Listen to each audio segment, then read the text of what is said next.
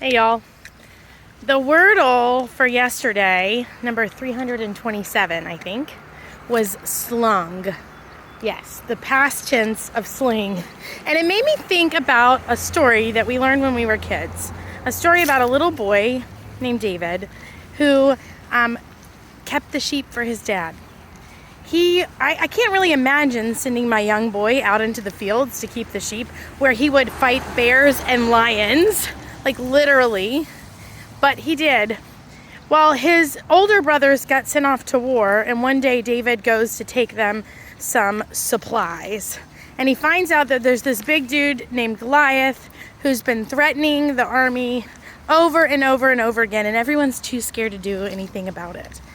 And so David, who's been keeping the sheep outside, actually says, hey, I can take care of this, right? I fought bears and lions. I can fight Goliath. And he says, I can do it because God's got my back. And David takes out his slingshot and 5 stones, and he slung a stone, and it hit Goliath right in the forehead, and he came a-toppling down. Now, that may be a big story. Maybe some may call it a fanciful or a fish story.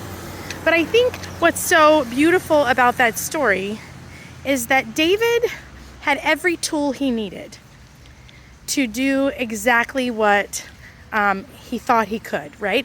He had every tool he needed to come against the giant in his life. If we look back in our history, we can see all these places where God has already cared for us, where God has made a way where there was no way.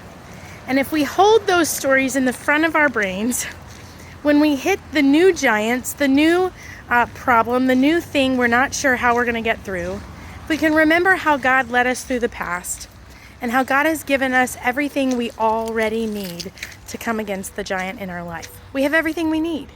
We just need to rely on God's faithfulness and God's provision. Right? David took his stones and he slung them, and it felled the giant.